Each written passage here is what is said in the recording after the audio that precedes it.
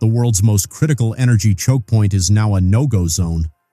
Following coordinated U.S. and Israeli attacks on Iranian soil, Iran has retaliated by closing the Strait of Hormuz, effectively holding a massive portion of the world's oil supply hostage. That super narrow choke point in the Persian Gulf, where about a fifth of the world's oil normally flows. Tankers are scared off, insurance companies are freaking out, and global energy prices are spiking like crazy. But now Iran's saying, wait, we're not done. They're threatening to mess with the Red Sea too, specifically the Bab el-Mandeb Strait at the southern end. That would let them hit imports and exports way beyond the Gulf, stuff heading to Europe, Asia, everywhere through the Suez Canal. Think about it. Hormuz is Iran's backyard. They sit right on it with missiles, speedboats, drones, and mines lined up on their coast, and those little islands like Abu Musa and Larak. They don't need a huge navy to cause chaos, just threaten ships enough that no one wants to risk sailing through. Effective control without actually sinking everything in sight. But the Red Sea? That's over 1,000 miles away. So how the heck does Iran pull off the same trick there? The answer is their secret weapon, proxies, especially the Houthis in Yemen. And right now, in this 2026 mess with US and Israeli strikes, they're openly signaling they'll use it. First, quick geography lesson so you get why this matters. The Bab el-Mandeb Strait, Arabic for Gate of Tears, is only about 20 miles wide at its narrowest, squeezed between Yemen and Djibouti. Ships coming from the Indian Ocean have to pass it to enter the Red Sea, then head up to the Suez Canal for Europe or the Mediterranean. Around 10 to 15% of global trade goes through there, including a ton of oil, LNG, and container ships. Block or scare people away from Bab el-Mandeb, and suddenly everything has to detour all the way around Africa via the Cape of Good Hope. That adds weeks, extra fuel, higher insurance, total nightmare for importers and exporters worldwide. Iran can't park their own warships there easily, it's too far, and their regular navy isn't built for long-range power projection like the US Navy. But they don't need to. They've spent years building up the Houthis as their forward base in Yemen. To understand the Houthis and their connection to Iran, you have to go back to the 1990s. The Houthis started as a religious revival movement among Zaydi Shias in northern Yemen. They felt completely sidelined by their government and were pushing back against the growing influence of Saudi-backed groups right next door. Things escalated into an armed rebellion in the 2000s, but the real turning point was in 2014. The Houthis swept into Yemen's capital, Sana'a, and took full control. That's when Saudi Arabia stepped in to fight them, sparking a massive civil war. This is where Iran really enters the picture. Iran and the Houthis share the same overarching branch of Islam, but more importantly, they share the same geopolitical enemies, Saudi Arabia, the US, and Israel. For Iran, backing the Houthis was a low-cost, high-reward way to bleed their regional rival, Saudi Arabia, right on its own border. Over the years, what started as ideological sympathy grew into a major strategic alliance within Iran's axis of resistance. Today, Iran provides them with advanced weapons, like the ballistic missiles and drones you see them using to disrupt maritime trade routes in the Red Sea and the critical Bab el-Mandeb choke point. In short, the Houthis started as a local rebellion, but Iranian backing has turned them into a major regional powerhouse.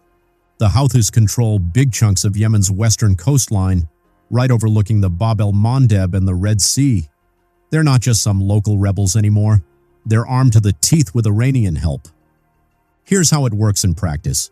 Iran ships them advanced stuff, anti-ship ballistic missiles, cruise missiles, armed drones, maybe even sea mines and explosive boats, through smuggling routes or overland. IRGC advisors, that's Iran's Revolutionary Guard, are on the ground in Yemen training them and sometimes even helping plan attacks. We've seen it before. Back in 2023 to 2024 during the Gaza stuff, Houthis hit dozens of ships in the Red Sea with drones and missiles. They boarded vessels with helicopters and speedboats. Shipping companies rerouted en masse.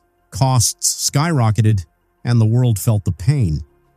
Insurance for Red Sea routes basically vanished. Now, fast forward to today. With Hormuz already disrupted from the current fighting, Iranian media and officials are straight up saying, if the US or Israel pushes harder, like ground ops on Iranian islands or more naval moves, they'll open a new front at Bab el-Mandeb.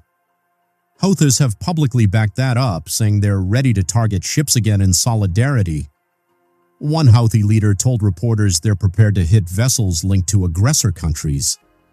Iranian state outlets claim the Houthis are fully prepared to play a skillful role in controlling that strait. The beauty of this for Iran, if you can call it that, is its low cost, deniable, and asymmetric. They don't declare war or send their own fleet across the Arabian Sea, they just give the green light to their proxies. A few missile launches from Yemen's mountains, some drone swarms, a speedboat harassment here and there, and suddenly no commercial ship wants to risk it. Insurers pull coverage, shipping lines divert, and Red Sea traffic grinds to a halt. It's exactly the same playbook as Hormuz, but outsourced to allies sitting on the spot. And get this, it multiplies the pain. Close Hormuz and Gulf oil can't easily get out. Threaten Bab el-Mandeb at the same time, and any oil that tries to reroute south gets hammered too. Tankers heading to Suez get stuck or pay insane premiums.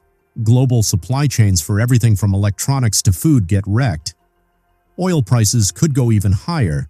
Inflation spikes everywhere, and countries like Europe that rely on that route feel it hard. Of course, it's not foolproof. The US and allies have navies patrolling the area, and they've hit Houthi targets before. But defending thousands of miles of sea against cheap drones and missiles is expensive and tough. Ships can't be everywhere at once. Past operations showed that even with coalition firepower, Houthis kept launching attacks for months. Plus, Iran has long-range missiles and drones that could theoretically reach from their own territory or other spots, though the proxy route is way smarter and safer for them. This is classic Iranian strategy, the axis of resistance. They use Hezbollah in Lebanon, militias in Iraq, and Houthis in Yemen to project power without direct confrontation. It's cheap, hard to stop completely, and lets Tehran punch way above its weight. In a full-on crisis like now, it turns two distant choke points into a pincer move on global trade. After Hormuz, controlling Red Sea imports and exports isn't about Iran sailing there themselves. It's about flipping the switch on their Yemen allies and letting the threats do the work. A few well-placed attacks, some scary statements, and suddenly the world's busiest shipping lanes become too risky to use. It's a game-changer for energy security and global economics, and right now it looks like Iran is ready to play that card if things escalate further. This stuff shows how a few strategic spots and smart alliances can let one country mess with the entire planet's supply lines. Stay tuned, things are moving fast. Don't forget to subscribe my YouTube channel Typographic Man to remain in loop.